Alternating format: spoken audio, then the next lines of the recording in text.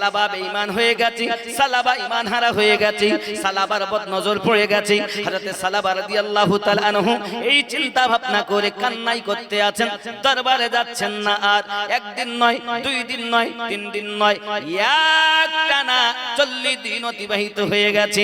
প্রিয় নবী সাল্লাল্লাহু আলাইহি ওয়াসাল্লাম বলছেন, আমার সালাবা কোথায়? সাহাবী রাসূলরা বলেন, হুজুর তাকে তো দেখতে পাই না। আমার নবী পাক বললেন, জলিলুল কদর সাহাবীকে পাঠালেন। হযরত ওমর রাদিয়াল্লাহু তাআলা আনহুকে বললেন এবং হযরত সালমান ফারসি রাদিয়াল্লাহু তাআলা আনহুকে বললেন, যাও তোমরা দুইজনা আমার সালাবাকে খুঁজে আনো। পাপ কত বড়! অনিচ্ছাকৃত পর্দা সরে যাওয়ায় একজন মহিলার গোসল করা হালাতে দেখে দিয়েছে। আমরা এগুলোকে কিছু মনে করি? কোন মহিলা যদি ঘরের ভিতরে কথা বলে, তার আওয়াজটা যদি আগুনের লোক মানে উঠানের লোক শুনতে পায়, তার জিহ্বাটা টেনে টেনে 40 মাইলের মতো লম্বা করা হবে। জাহান্নামী মানুষ তার জিহ্বার উপর দিয়ে চলাচল করবে। এই জননী মায়েরা খবরদার যেন তোমরা জোরে কথা বলো না। কিন্তু আমাদের চাঁদোয়া দামাইপুরের মায়েরা এমন রয়েছেন, এ পাড়ায় যদি কথা বলে ও পাড়ার লোক শুনতে পায়। নামাজ যখন আদায় করে আস্তে আস্তে আদায় করে, ঝগড়া যখন করে এ পাড়ায় কথা বলে ও পাড়ার লোক শোনে। নাই নাই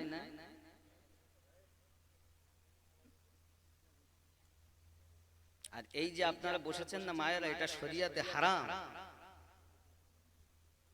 এইভাবে মহিলাদেরকে বসাবেন না, এটা হারাম।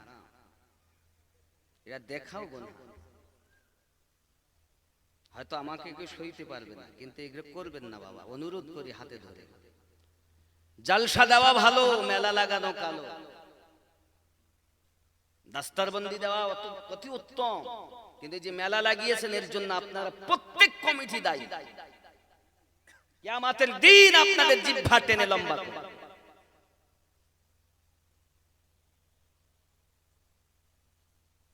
বলছে হুজুর আমরা নামাজ তো পড়ি। আরে বাবা, এখনকার সময় জোর যার মুলুক তার। হক না বিচার আছে, না হক মৌলবি আছে, না হক কথা বলার মতো কেউ আছে। বললেই বলবে দেখো বুকে বসে চোখে ঠোক মারছে, কিচ্ছু করার নেই। ডেকেছেন যখন শুনতে হবে।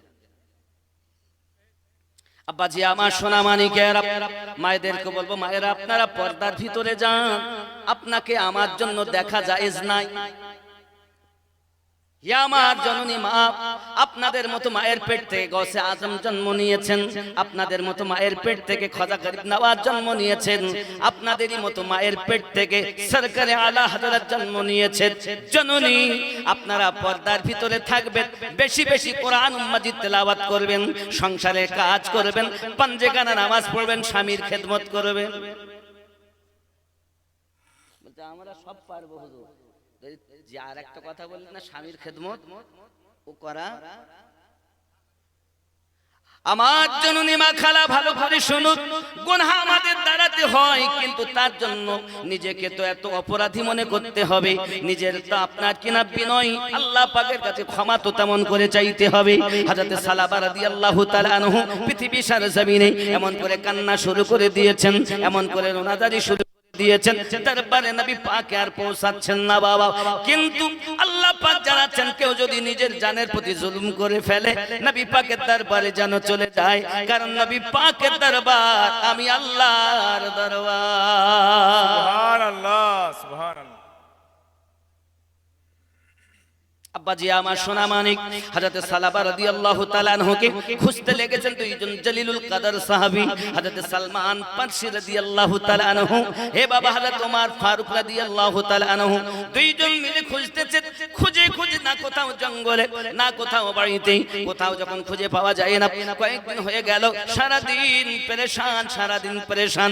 এইভাবে খুঁজতে খুঁজতে যখন 40 দিনের দিন ওনারা আপনার কিনা ময়দানের দিকে বেরিয়েছেন, পাহাড়ি এলাকার দিকে বেরিয়েছেন। বার হওয়ার পর পাহাড়ি এলাকার ভিতরে কিছু চরওয়াগাকে দেখতে পাচ্ছেন, কিছু রাখালকে দেখতে পাচ্ছেন, যারা বকরি চড়ায়, ভেড়া চড়ায়। এমনি করে তাদেরকে দেখে জিজ্ঞাসা করছেন, ও বাবারা এরকম চেহারার মানুষ, এরকম লম্বা, এরকম গায়ের রং, এরকম তার পোশাক, এমন কোন মানুষকে কি আপনারা দেখেছেন? তারা বলতে চাচ্ছেন না আমরা দেখিনি। তবে এই জঙ্গলের দিক থেকে, এই পাহাড়ি এলাকার দিক থেকে কান্নার আওয়াজ আসে, এমন কান্নার আওয়াজ আসে, সেই কান্নার আওয়াজ আমাদের কলিজায় ব্যথা লেগে যায়। হযরত সালমান রাদিয়াল্লাহু তাআলা বলছেন হয়তো ভাই ওমর হতে পারে সেটাই হলো হযরত সালাবা, তা তো আমরা বলতে পারবো না তিনি সালাবা কি অন্য কেহ, বলতে তো পারবো না। তবে প্রতিদিন তার কান্নার আওয়াজ আমরা শুনি। মাঝে মাঝে আমাদের এই আপনার বকরিগুলোর কাছে, তুম্বাগুলোর কাছে এসে সে হাজির হয়ে যায় আর আমাদের থেকে দুধ পান করে আবার চলে যায়। সোনামানিকেরা আমার বলে এখন কি সে আসার টাইম হয়েছে? মনে হয় যেন আসার টাইম অতি পূর্বে খুব তাড়াতাড়ি তিনি চলে আসবেন। এই চিন্তা ভাবনায় যখন দুইজন দুই সাইডে লুকিয়ে গেলেন যেন সালাবা আমাদেরকে দেখে লুকিয়ে না যায়, পালিয়ে না যায়, দুইজনা লুকিয়ে গেছে।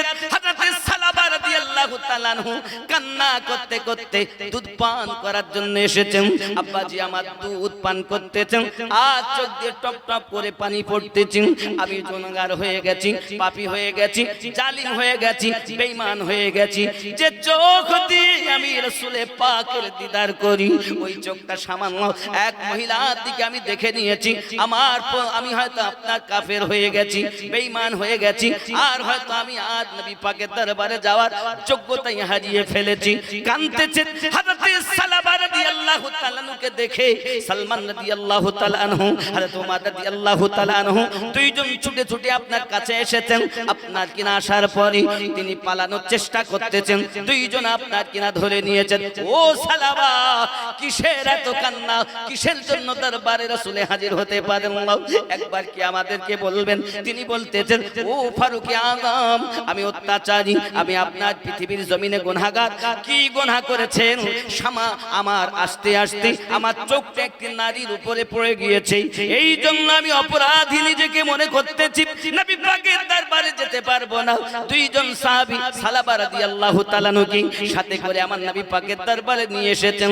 আব্বা আমার চোখ দুটি বন্ধ, চেহারা আপনার পাতলা দুবলা হয়ে গেছে না খেয়ে, আর আপনার এত বিনয়, এত রোনাজানি, এত আসামির মতো ভাব, এমনি করে আপনার কিনা কান্না করতেছেন।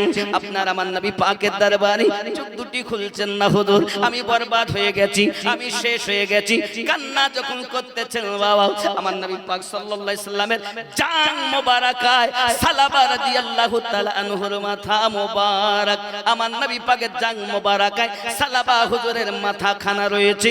আর জোরে বলুন সুবহানাল্লাহ। সুবহানাল্লাহ। কার কোলে মাথা? দোজাহানের মালিক ও মুখতারের। সুবহানাল্লাহ। আমাদের ঘরে তো তেলাওয়াতই নাই কোরআন, মোবাইল এসেছে তেলাওয়াত উঠে গেছে, ঠিক না? মোবাইল এসেছে সিরিয়াল দেখবে না কোরআন শরীফ দেখবে, কোরআন মাজিদ দেখার সময় নেই। আগে ঘরে কোরআন তেলাওয়াতের আওয়াজ শোনা যেত, আর এখন ঘরে গেলে সিরিয়াল গানের আওয়াজ শোনা যায়, ঠিক না? মায়েরা তেলাওয়াত করবেন বেশি বেশি, কোরআন মাজিদ তেলাওয়াত করবেন বেশি বেশি, সূরা নূর তেলাওয়াত করবেন বেশি, সূরা মুলক তেলাওয়াত করবেন বেশি, যেটা পারেন করবেন বেশি। তবে সূরা নূর বেশি বেশি তেলাওয়াতের কথা আমার নবী অর্ডার দিয়েছেন মায়েদের জন্য। আমার জননী খুব ভালো করে বুঝুন, হযরত সালাবা রাদিয়াল্লাহু তাআলা আনহু যখন নবী পাকের জাং মোবারকায় মাথা দিয়ে শুয়ে আছেন, হুজুর আমি বড় অপরাধ করে ফেলেছি, আমি বড় অত্যাচার করে ফেলেছি। আয় সালাবা অপরাধটা কি একবার বলো। হুজুর আমি অপর নারীর দিকে দৃষ্টিপাত হয়ে গেছে, আমার একবার ইচ্ছা করে দেইনি গো আকা। বাতাসে যখন পর্দা সরে যায় আমার চোখটা ওই দিকে চলে যায়। হুজুর দ্বিতীয়বার আমি তার দিকে আর তাকাই নাই, আমি নিজেকে অপরাধী মনে করেছি। হুজুর আমার কি মাফ হবে না, আমার কি ক্ষমা হবে না?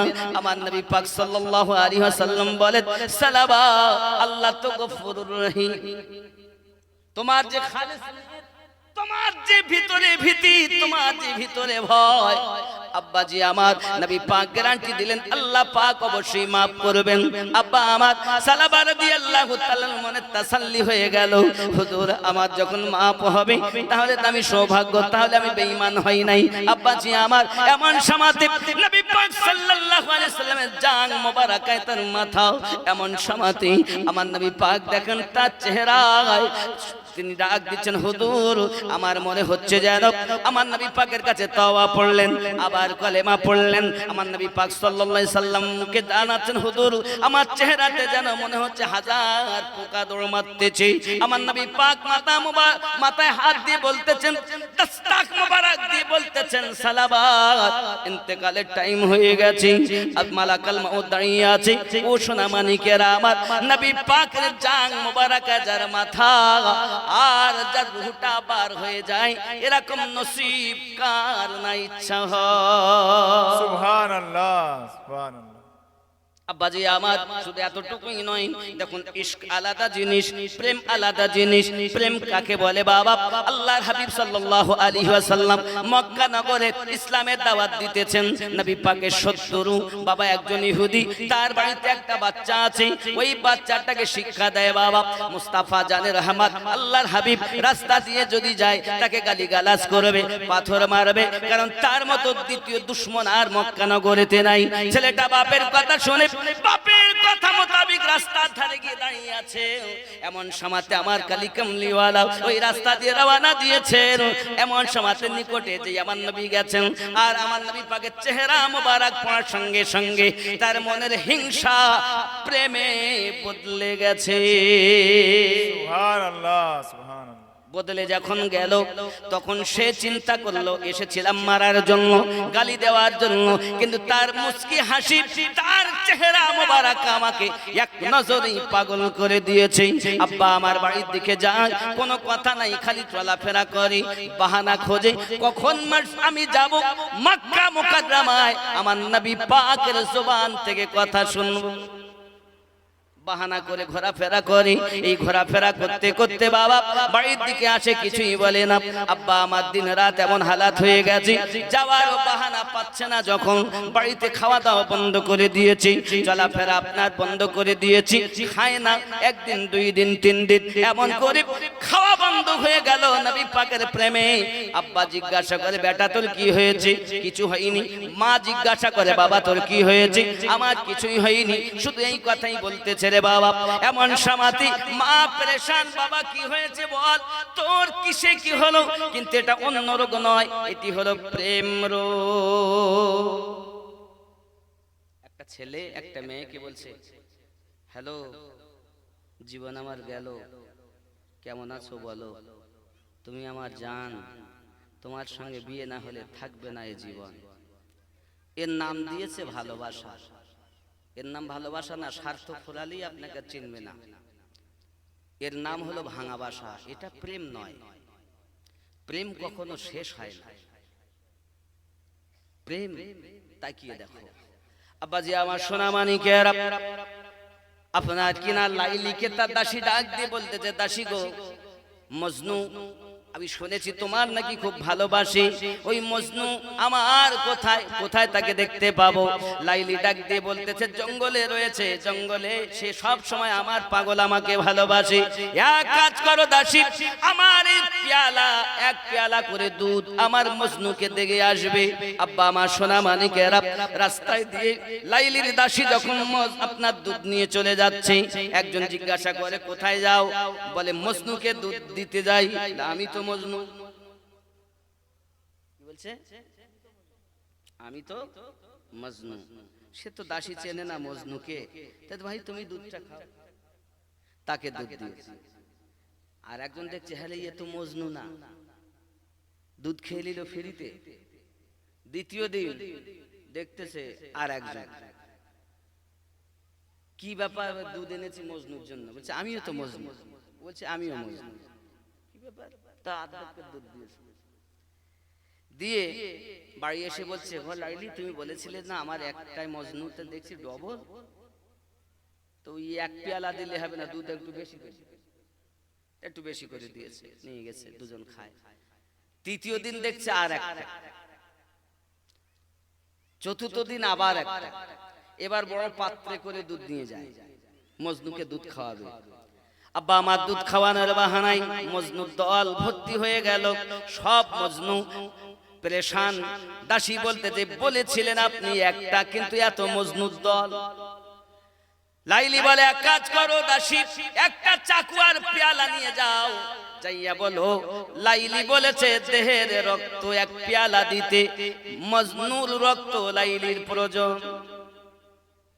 এখন পাত্রী পেয়ালা নিয়ে আর চাকু নিয়ে যখন আপনার কিনা দাসী ছুটেছে, যারা মজনু সেজে বসে আছে জঙ্গলের ধারে, তাদের কাছে গিয়ে বলছে কই ভাই মজনু, লাইলি পেয়ালা রক্ত চেয়েছে, মজনুর রক্ত নাকি দরকার। ডান দিকে যখন বলতেছে তো বাম দিকের লোক আউট, সামনে যখন বলে তো পিছনের লোক আউট। সবার মুখে একটাই কথা, দাসী আমরা ওই মজনু নই যে রক্তের বিনিময়ে দুধ খাবো, আমরা হলাম ওই মজনু ফ্রিতে খাই, প্রেম করি আমরা, কিন্তু দিতে পারবো না রক্ত। আব্বা আমার দাসী বুঝতে পারলো এতদিন যাদেরকে দুধ দিয়েছে একটাও সঠিক নয়, সব নকল। শুধু মজনু সেজেছিল, আসল মজনু নয়। এমন সময় দাসী চিন্তা করে কোথায় পাবো, লাইলি তো বলেছিল জঙ্গলে থাকে, যাই না কেন জঙ্গলের দিকে। আগিয়ে যায় জঙ্গলের দিকে, দেখে একজন পাগল রাস্তায় বসে লাইলি লাইলি লিখতেছে রাস্তাতেই। জিজ্ঞাসা করে কে গো তুমি, ডাক দিয়ে বলছে আমি আমার লাইলির প্রেমের পাগল, লাইলির নাম জমিনে লিখতেছি। ডাক দিয়া কয় গো আমি লাইলির দাসী এসেছি, এক পেয়ালা রক্ত লাইলি চেয়েছি। সঙ্গে সঙ্গে পেয়ালা নেই আর চাকুখানা নিয়ে মজনু দেহ থেকে এক পেয়ালা রক্ত দিয়ে দেয়। এমন সময় রক্ত নিয়ে লাইলির কাছে যায়, ডাক দিয়ে বলতেছে গো খোদা আমার মালকিন, আজ পর্যন্ত মজনুর কাছে আমি দুধ পাঠাতে পারিনি, আজ আমার বিশ্বাস হয়েছে মজনু হাজার নয়, মজনু একা, যে আপনার প্রেমে সত্যি পাগল। রাস্তায় আপনার নাম লিখে তার উপরে সাজদা করে আর লাইলি লাইলি করে ডাক দেয়। আব্বা আমারের নাম হলো ভালোবাসা, লাইলির প্রেমে মজনু পাগল। মজনুর লাইলির এলাকা যদি কোনো কুত্তা দেখে কুত্তার গায়ে চুমা দেয়, ডাক দিয়ে সবাই বলে তোর মতো পাগল আর দেখা যায় না, তুই কেন কুত্তাকে চুমা খাস। ডাক দিয়ে বলছে তোরা দেখিস কুত্তা আর আমি দেখতেছি আমার লাইলির নজর এই কুত্তার গায়ে পড়েছে। সুবহানাল্লাহ।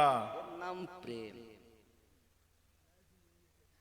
আয় আমার সোনা মানিক, আমি এটাই বোঝাতে চাচ্ছি প্রেম কেমন জিনিস। এখন ইহুদির ছেলে আমার নবীর প্রেমে পড়ে গিয়েছেন, খাওয়া দাওয়া বন্ধ। খাওয়া দাওয়া যখন বন্ধ হয়ে গেল, আব্বা আমার কবিরাজ করে ডাক্তার করে কোনো কাজ হয় না, ডাক্তারে কোনো রোগও খুঁজে পায় না। আস্তে আস্তে ছেলেটা শুকিয়ে গেছে, দুবলা পাতলা হয়ে গেছে। এমন সময়তে আপনার কিনা ছেলেটি তার পিতা এসে বলছে বাবা তুই আমার একটি মাত্র ছেলে, তুই যদি মারা যাস আমার এই বিষয় সম্পত্তি কি হবে রে বাবা, বল না তোর কি হয়েছে, বল তোর শেষ ইচ্ছা আমি পূর্ণ করতে চাই। মারা তো তুই যাবি, কেউ তোর গ্যারান্টি নেই না রে বাপ, একবার বল তোর কি হয়েছে। ছেলেটা ডাক দিয়ে বলছে আব্বা পারবেন আমার ইচ্ছা পূরণ করতে, আমার ইচ্ছা হলো আমার দয়াল নবীকে একবার দিদার করাইয়া দেয়। জায়গা রেখেছে আব্বাজি আমার নবী পাক গেলেন, সেখানে বসলেন। এমন সময়তে বাপ যে বেটাকে বলতেছেন বাবা রে, যার প্রেমে তুই পাগল চোখ একবার খুলে দেখ, তিনি আমাদের বাড়িতে চলে এসেছেন। যদি বলুন সুবহানাল্লাহ। সুবহানাল্লাহ। মরা দেহে যেন জীবন ফিরে পেয়েছে। চোখ পেয়ে দেখেন আমার নবী পাক সম্মুখে দাঁড়িয়ে, যে চেহারা দেখে আজ বেতাব। ছেলেটি চোখ দিয়ে পানি ঝরছে আর বলছে ইয়া রাসূলুল্লাহ ইয়া হাবিবাল্লাহ, হুজুর আমার হালাত এমন হয়ে গেছে। আমার নবী পাক বলেন এক কাজ করো, জলদি করে কলেমা পড়ে নাও। আমার নবী পাক কলেমা পড়ালেন, লা ইলাহা ইল্লাল্লাহু মুহাম্মাদুর রাসূলুল্লাহ সাল্লাল্লাহু আলাইহি ওয়াসাল্লাম। নবী পাক ডাক দিয়ে বলেন বলে এখন কেমন তোমার মেহসুস হয়? হুজুর মনে হয় আমি আর বাঁচবো না। আমার নবী পাক বলেন কি তাহলে কি মনে হচ্ছে হুজুর? হয় আমি বাঁচবো না। আমার নবীকে বলেন হুজুর আমার উপায় কি? আল্লাহর হাবিব বলেন দুনিয়ার গ্যারান্টি আমি নবী নিলাম, তোমার কবরের গ্যারান্টি নিলাম, পুলসিরাতের গ্যারান্টি নিলাম, আর জাহান্নাম থেকে বার করে জান্নাতের সার্টিফিকেট দিলাম। সুবহানাল্লাহ। জান্নাতের গ্যারান্টি নবী দিচ্ছেন ওই ছোট্ট বাচ্চাকে। আমার নবী পাকের কাছে কলেমা পড়লে সঙ্গে সঙ্গে তার সমস্ত গ্যারান্টি আমার নবী পাক নিলেন। নবী এইভাবে আপনার কিনা নিয়ে চলে আসতেছেন। এমন সময়তে বাবাজি আমার মালাকাল মাউত দাঁড়িয়ে আছে। এমন সময়তে মালাকাল মাউত তার রূহটা নিয়ে চলে গেল। পিতা দেখতেছে কি উপায়, বাচ্চাটার এখন আমার উপায় কি, আমি আর দেখে কি করব? কলেমাই যখন পড়েছে নবী পাককে বলেন এই বাচ্চা এখন আমার নয়, আমি ইহুদি, সে হলো মুসলমান, বাচ্চাকে আপনি নিয়ে যান। আমার আপনার নবী পাক বলে আয় সাহাবী রাসূল, আমার ছোট্ট আশিকের দেহ একটু ঝুমঝুম করে তাকে নিয়ে যেতে হবে, ঝুমতে ঝুমতে নিয়ে যেতে হবে মদিনাতুল মুনাওয়ারার অলিতে গলিতে তার দেহ মোবারক নিয়ে আপনার ঘোরানো হয় আর দেখানো হয় এই মদিনাবাসী তাকায়া দেখো এটা হলো ছোট্ট আশিক, আমার নবী পাকের প্রেমের পাগল, এর দিকে সবাই দেখো। আমার আপনার নবী সাল্লাল্লাহু আলাইহি ওয়াসাল্লাম ওই আপনার দেহটাকে ঘোরানোর পর লাশ পচে, দেহ পচে। কথা বুঝবেন? আল্লাহর হাবিবের ইশকে যেগুলো দুনিয়া থেকে বিদায় নেয় এগুলো লাশ হয় না, এ জিন্দাই থাকে। বাপজি আমার এর অনেক কথা বলতে গেলে, তো যাই হোক বিষয় হলো এতটুকুই, ওই রুহুবিহীন দেহকে ঘোরানো হচ্ছে। কিন্তু আমাদের চলতি ভাষায় দেহে যখন রুহু না থাকে তখন এর নাম লাশ। বলছে মরার আগে মরো, যারা মরার আগে মরে তাদের লাভ, আর যারা মরার আগে না মরতে পারে তারা শেষ।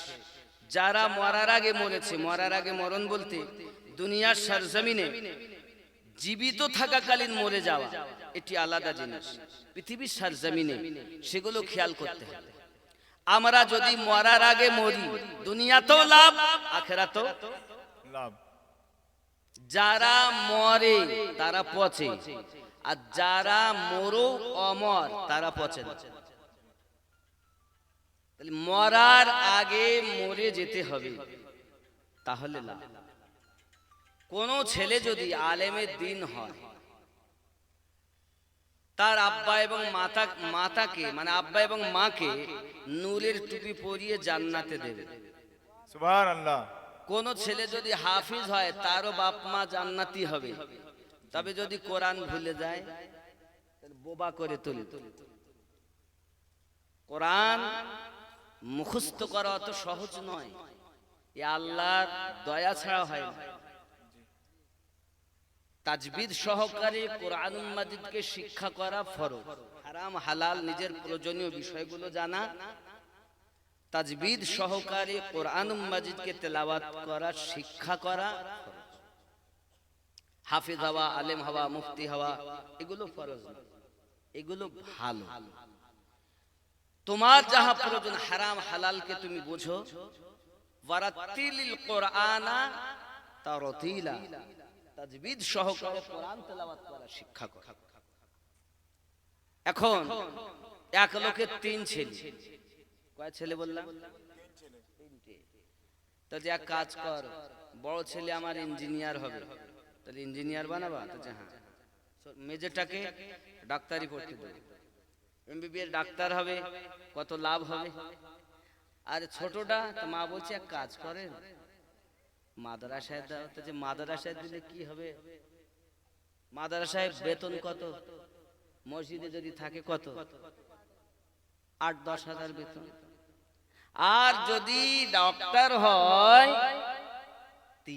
একটা সিজার করলেই কমপক্ষে 10, নাকি বলে?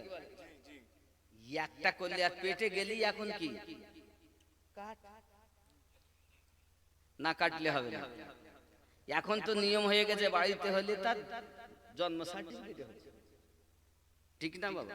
জি মানে নিয়ম করেছে সরকার এমন, যে নিয়মে সবকে কলা গাছ বানাবে, কেটি কুটে শেষ। আব্বাজি আমার, যাই হোক, এখন বিষয় হলো এটা, ছোট ছেলে মাদ্রাসায় দিবে মায়ের কথায়, তাহলে ওই ফকিরি পড়াকে পড়তে দেয়? ও না আছে টাকা, না আছে কিছু। কিন্তু আপনি দেখুন আপনাদের চাঁদোয়া দামাইপুরে যেসব মাস্টার আছে দেখবেন তাদের কোটো ভাগ করা আছে, এটা বাজারে, এটা অফিসে, এটা অমুক জায়গায়, খাতা ভাগ করা। তাকে গিয়ে যদি বলা হয় 10,000 টাকা ধার দেও, কিন্তু নাই। কিন্তু এই 10,000 টাকা বেতনের মৌলবীরা তাদের কাছে গেলে 5,000 টাকা দাও, তারা ধার দিতে পারে। জি এদের প্রতি আল্লাহর রহমত অনবরত বর্ষণ হচ্ছে, জোরে বলুন সুবহান। সুবহানাল্লাহ। রাগ করবে হয়তো কোনো মাস্টার থাকবে, কিন্তু কিছু করার নেই। খেয়াল করুন, ছোট ছেলে মাদ্রাসায় মাওলানা পড়তে দিয়েছে, মেজো ছেলেকে ডক্টরি পড়তে দিয়েছে, বড়টাকে ইঞ্জিনিয়ার। ছেলেরা সব বাইরে পড়াশোনা করে, বাড়ি আসবে যেহেতু সম্মুখে আপনার কুরবানি, তা কুরবানির সময় সব বাড়ি আসে, কুরবানির সময় বাড়ি আসবে। এখন ছেলে, বড় ছেলে, মেজো ছেলে এবং ছোট ছেলে, তিনজনাই আসবে। তা বাপ বলতে দেখ কাজ কর, কি না তো এতদিন তো এত টাকা ব্যয় করে সব লেখাপড়া শিখাই, তা আজ একটু পরীক্ষা করি আমার ছেলেরা কে কত আমাকে ভালোবাসে। কিভাবে পরীক্ষা করবে না, তো বাড়ির ভিতরে দেখবেন পাকা ঘরের একটা স্টার ছাদ থাকে, সামসেট, ওই সামসেটে বাচ্চা গুলো আসবে আর বাপ গিয়ে লুকিয়ে গেছে সামসেটে, কাউকে বলবে না, যেন কি বলে আমি শুনবো। প্রথম নাম্বারই হলো বড় ছেলে ইঞ্জিনিয়ার, লহলক করে কাজ, দয়া মায়া কম, বাড়ি এসে দরজা, মা কি হলো বাবা, ইঞ্জিনিয়ার বাড়ি এসেছো? জি মা এসেছি। মা কাঁদছে বাহানা করে, মা তুমি কাঁদছো কেন? তোর আব্বা আমাকে মেরেছে। কি? আব্বার এখনো পর্যন্ত হুঁশ হয়নি, এখনো মারে? আমরা বড় হয়ে গেছি, আমাদের মান সম্মান আছে সমাজে, এখনো মারে। শাবল কই? শাবল চেনেন না?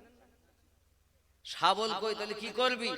বলে আব্বা কোথায় বলো, আব্বা আসলে মাথা ফাটিয়ে দেবে। আচ্ছা বাপ শুনছে না? লাখ লাখ টাকা ব্যয় করে বলো তাকে পড়িয়েছে। মিনিট 15 গেল, মেজো বেটা ডক্টর, কাটাকাটি কারবার নাই, কোনো মায়া দয়া তার, সব সময় কাটে। এখন মেজো বেটা এসেছে দরজায়, মা দরজা খোলেন, আমি এসেছি। বাবা এসেছো ডাক্তার, বাড়ি এসেছো? বাবা জি মা এসেছি। মা তুমি কাঁদো কেন? তোর বাবা আমাকে মেরেছে রে বাবা, এই জন্য কাঁদি। আর এই বুড়ো বয়সেও তোর বাপের মায়ের খেতে হয় রে বাবা। মা হাসিয়া কই? হাসিয়া? হাসিয়া কি হবে? আপনারা কি বলেন? হাসিই বলেন তো, হাসিয়া কই গেলে কি হবে?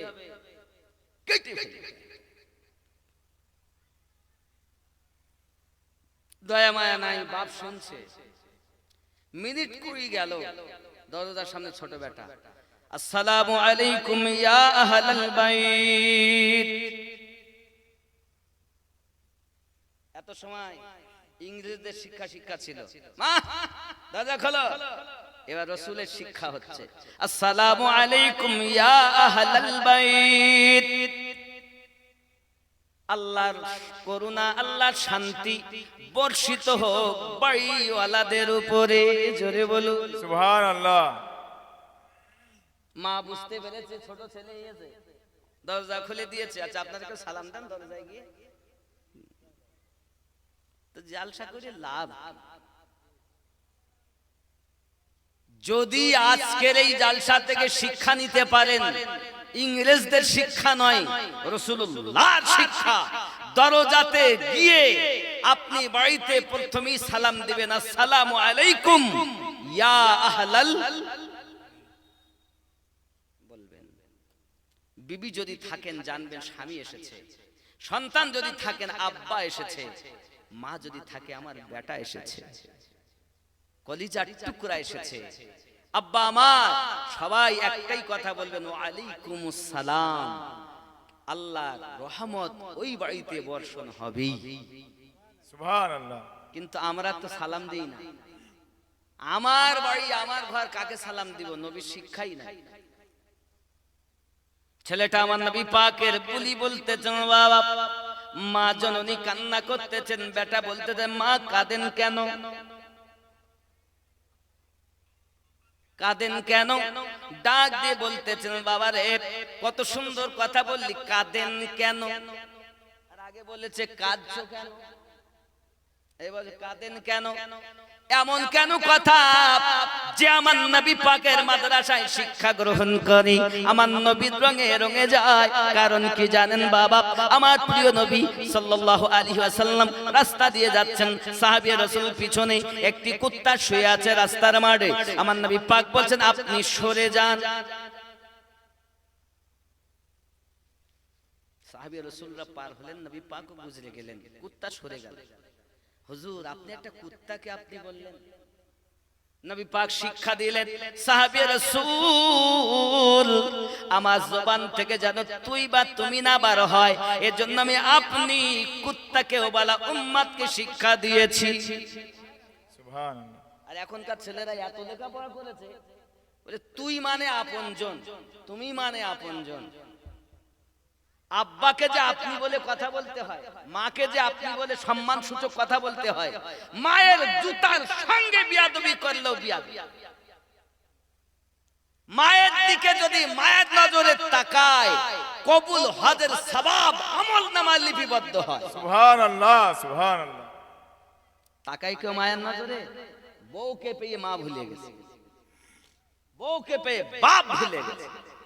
আর এসে হুজুর এসে, হুজুর আসসালামু আলাইকুম, হুজুর বদমাইশ করে। এই হুজুরের হাতে চুমা দিয়ে তো লাভ কি? আগে মায়ের হাতে চুমা দে, মায়ের কদমে চুমা দে, বাপের কদমে চুমা দে। তোমার বাপ তোমার মায়ের যে জুতাগুলো আছে, ওই চপ্পলগুলোতে পা দেওয়াও একটি সন্তানের জন্য বিয়াদবি। আদবই তো শিক্ষা দেয়, ইলম পরে আদব আগে। আদববিহীন ইলম কোনো মূল্য নেই। কথা বুঝবেন? আব্বা আমার, মা কান্না করছেন, আম্মা কাঁদছেন কেন? বাবা তোর আব্বা মেরেছে বাবা, এই জন্য কাঁদছি, এখনো তোর আব্বার হাতের মার খেতে হচ্ছে। সন্তানের জবান থেকে বার হচ্ছে, আম্মুজি নিশ্চিত আপনি আমার আব্বার কাছে কোনো অপরাধ করেছিলেন, নইলে আমার আব্বা আপনাকে মারতেন না। কোথায় আছে আমার পিতা বলুন, আমি আমার আব্বাকে খুঁজে আনবো। আমার আব্বার কদম দুটি ধরে আপনি ক্ষমা চেয়ে নেবেন, আল্লাহ রহমতের দরিয়া জোশ মারবে, জান্নাতের আটখানা দরজা আপনার জন্য খোলা হবে। সুবহানাল্লাহ। নবী পাকের বাণী বলতেছেন, ছেলেটি আব্বাজি আমার, বাপ শোনে লাভ মেরে পড়ে, লাভ মেরে পড়ে নিজের ছোট ছেলেকে বুকে চেপে ধরেছে। বাবা রে তোর মাদ্রাসায় দিয়েছি, ঠিক মতো খেতে পাসনি, ডাল তাও ডাল ছিল না, পানি লবণ গোলা হলুদ গোলা। মাদ্রাসা ছেলে দিলে তাকে পয়সা দিতে পারে, আচ্ছা পয়সা জোটে না। আর ডাক্তারের জন্য ইঞ্জিনিয়ারের জন্য চলে। আব্বাজি আমার, এটি হলো মাদ্রাসা নবীর ঘর। এই মাদ্রাসায় সাদকায়ে জারিয়া রাসূলে পাক বলেন, এখন যদি আপনি দান করেন 11টা বরকত হবে, 11 রকমের ফজিলত নবী পাক বলেন। কয়টি? 11 প্রকারের হাদিসে রাসূল আমি আপনাদের শোনাবো। একজন ব্যক্তি 5000 টাকা দিতে পারে, 5000 টাকা দেন, একজন নবীর ঘর, পাঞ্জাতানে মিল হবে, 5 ওয়াক্তে মিল হবে, একজন 5000 টাকা দিতে পারে। আমি মুসাফির, এই হাত দিয়ে আল্লাহর খানায় কাবা ধরেছি, এই হাত দিয়ে গারে সুর, যে সুর পাহাড়ের গর্তে আমার নবী পাক মক্কা থেকে মদিনায় হিজরত করা কালীন আপনার আশ্রয় নিয়েছিলেন, যেখানে সিদ্দিক আকবর রাদিয়াল্লাহু তাআলা জাং মোবারকায় মাথা মোবারকা রেখে আরাম করছিলেন, সেখানে গিয়ে নামাজ পড়ে এসেছি। খুব কষ্ট করে উঠেছি বাবা। আমি যখন উঠেছিলাম তো চিন্তা করছি, আল্লাহ এই পাহাড়ে আমার নবী পাক উঠেছিলেন তখন, এখন তো ওঠার বড় সহজ রাস্তা, তখন ছিল না। একজন মা সাহাবিয়া রাসূল, ছোট্ট সাহাবী, তার দেহখানাকে যে মদিনার অলি গলিতে ঘোরানো হয়, সাহাবী রাসূল দেখছেন আমার আপনার নবী পাক টিঙি মেরে মেরে চলতেছেন। প্রিয় নবীকে জিজ্ঞাসা করে, আকা ইয়া রাসূলুল্লাহ সাল্লাল্লাহু আলাইহি ওয়াসাল্লাম, হুজুর আপনি এমন করে কেন টিঙি মেরে চলতেছেন? প্রিয় নবী আমার বর্ণনা দিচ্ছেন, সাহাবীরা আজকে এই শিশু আশিকের জানাজায় আল্লাহ পাকের কোটি কোটি ফেরেশতা অবতীর্ণ করেছেন, আমি নবী এই কারণে টিঙি মেরে চলতেছি। হায় এতটুকুই নয় বাবা, আল্লাহর হাবিব সাল্লাল্লাহু আলাইহি ওয়াসাল্লাম ওই ছোট্ট সাহাবীকে, ছোট্ট আশিককে আপনার কিনা নিজে নিজে নামিয়েছেন কবর।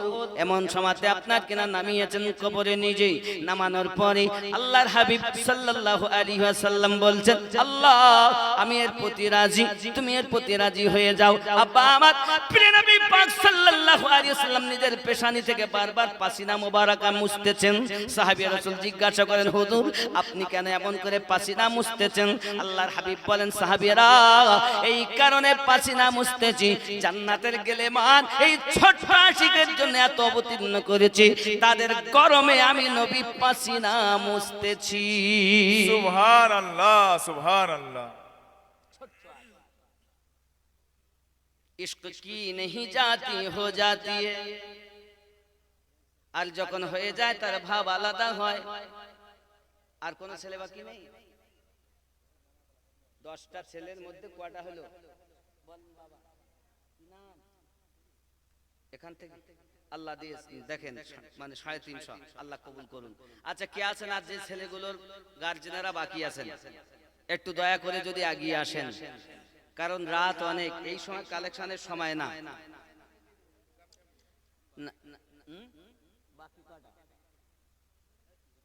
নগদে যদি না থাকে বাকি দিবেন, লিখিয়ে দিবেন, পরে দিবেন, কারণ আপনার ছেলে এখন বুকে চেপে ধরেছে, পিতা আমি তোরে ঠিক মতো খেতে দেইনি, পয়সা দেইনি, ইঞ্জিনিয়ারের জন্য টাকা ব্যয়, ডক্টরের জন্য টাকা ব্যয়, তোর জন্য হয়নি, কারণ তুই একটা অপারেশন করলে 10 পাবি, কমপক্ষে 10, সারাদিন লাখ লাখ টাকা ইনকাম করবি, তোর জন্য টাকা ব্যয় করেছি, মৌলবীর জন্য করিনি। ওরে বেটারে আমাকে মাফ কর, তুই যে কোরআন মাজিদের বলি বলতেছিস, আমার নবী পাকের ভাষা বলতেছিস, বাবারে আপনারা আরো বলুন, দেখবেন ইঞ্জিনিয়ার রাস্তা দাঁড়িয়ে পেশাব করে না? জি। আর হ্যাঁ কি নাম? আজিজুল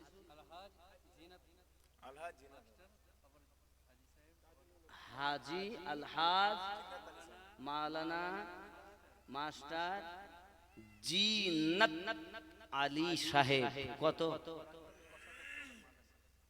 উনি তো রিটায়ার্ড, আগে অনেক দিয়েছে না? তাহলে আমার কাছ দিয়েও যাতে বঞ্চিত না হয়, এই জন্য আমাকে একটু শুয়ে যাচ্ছে। 2000 টাকা আগে দিয়েছেন, 1 লাখের উপরে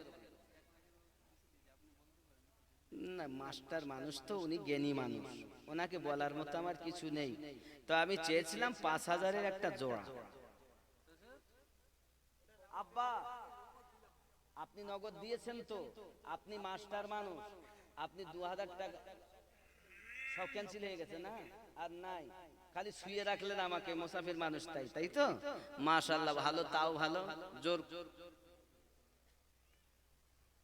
আমি কি জিনিস এই দেখি, আমার দিকে একটু তাকান, 5000-এর একটা জোড়া হয়নি, তাই মনে করছিলাম মাস্টার, আবার হাজি, আবার মাওলানা, মাদ্রাসার আবার খুব প্রাক্তন কেশিয়ার ছিলেন।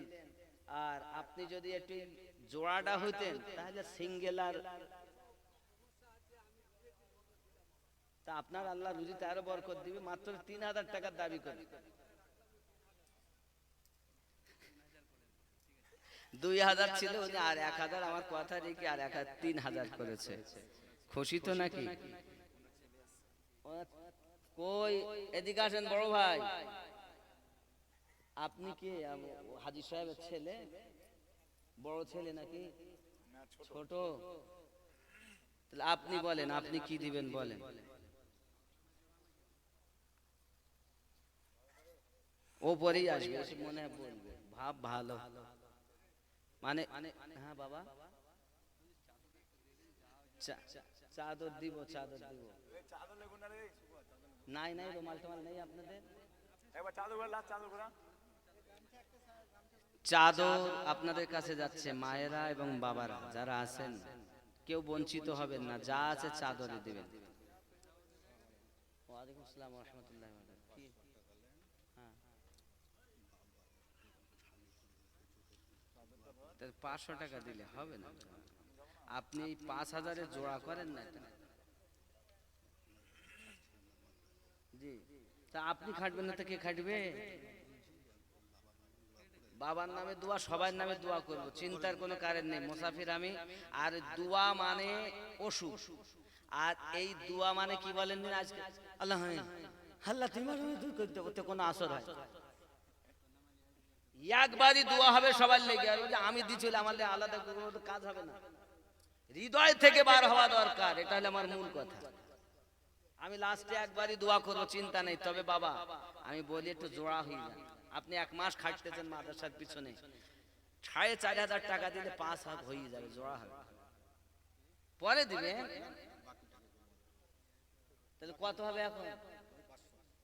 এখন 500 দিয়ে চলে যাচ্ছে, দেখেছেন?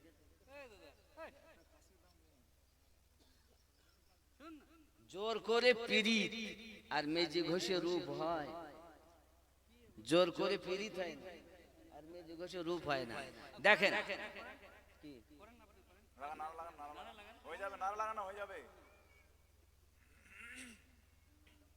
কি বলছে দেখেন, এটা রাখেন।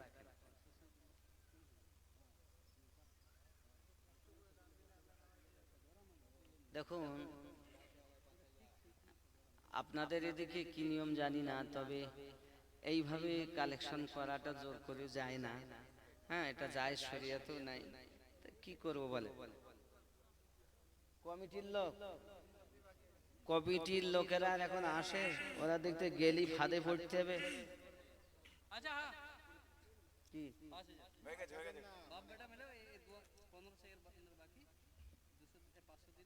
ও, মানে উনি 3000 দিয়েছেন আর ছেলে 2000, তার মধ্যে 500 দিয়েছেন আর 1500 বাকি, এটাই তো? তাহলে একটা জোড়া হলো, তাও মানে জোড়া লাগিয়ে জোড়া হলো। বলে সুবহানাল্লাহ। আব্বা যদি কেউ বাকি বাকি 1500টা বাকি আর কি, 2000, তাতে 500 নগদ দিয়েছেন, 1500 টাকা বাকি থাকবে। আব্বা আমার রাত 4:12 হয়ে গেছে, রাত করব না আমি। এই রুমাল নিয়ে যান, রুমাল নিয়ে গেছে কই? না না বাবা, আমার টাইম দেখুন, আমি বলি আমি নিজে অসুস্থ, আমি নিজে জালসা এখন নিচ্ছি 9টা 11টা বা খুব জোর 10টা 12। এরপর 1 লক্ষ টাকা দিলেও এখনকার সময় জালসা নেওয়ার আমার পরিস্থিতি না 1টি বছর। কিন্তু আমি যাই হোক বলবো না, সমস্যা অনেক, যা হয়েছে এটা খুব ভালো না, কারণ আমি নিজে অসুস্থ। আর আপনাদের কাছে অনুরোধ করব, এই যে রুমাল যাচ্ছে, রুমালে কেউ বন্ধ দিবেন না, যা আছে তাই। এ বলিনি যে আমি 5000 দেন 10,000 দেন, যা পারবেন। জি জি, শেষ দোয়া হবে আপনাদের। হ্যাঁ, রুমালটা নিয়ে যাও না, দুটো ছেলে যাও না। আব্দুর রাকিব সাহেবের পিতা, মাশাআল্লাহ, আব্দুর রাকিব, মাশাআল্লাহ, তার পিতা আব্দুর রাকিব সাহেবের পিতা 1000 টাকা। নারে তাকবীর, নারে রিসালাত।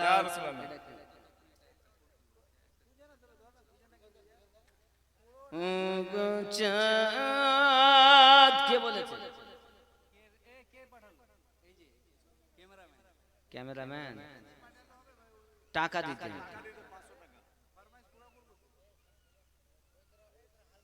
তুমি বলে দাও কত দিচ্ছ, আদা করে যা।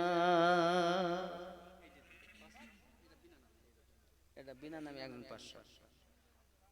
ও গো ক্যামেরাম্যান তুমি বলে দাও 500 টাকা ওয়াদা করে যা যদি বলো দেব না আমি গজল শোনাবো না কি গো কত 30 টাকা মাশাআল্লাহ কত 50 টাকা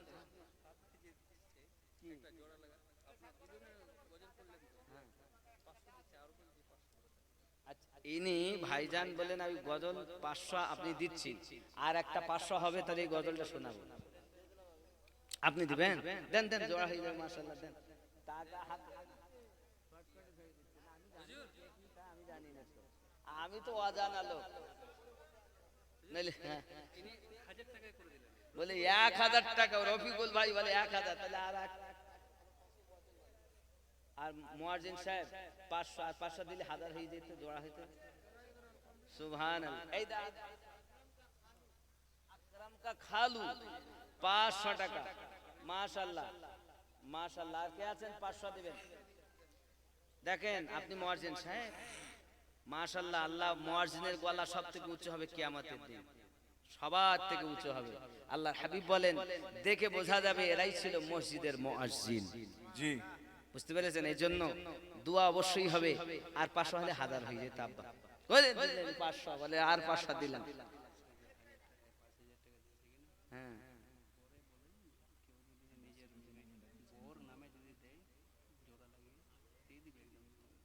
মাশাআল্লাহ আল্লাহ কবুল করুন জোরে বলি আল্লাহুম্মা আমিন তাহলে আমাদের মুয়াজ্জিন সাহেব আগে 500 আবার 500 মোট 1000 500 টাকা বাকি মনে হয় ওটা লিখেন মাস্টার সাহেব মাওলানা সাহেব হাজী সাহেব সেন্টু ভাই ও সুপ্পা ভাই আপনারা যদি থাকেন তো একটু কাছে আসুন একটু 5000 টাকা জোড়া আমার দরকার কারো স্ত্রীর নামে কারো সন্তানের নামে কারো দাদুর নামে কারো নানির নামে কারো নানার নামে 5000 টাকা আর একটা জোড়া লাগাতে হবে ও গো চা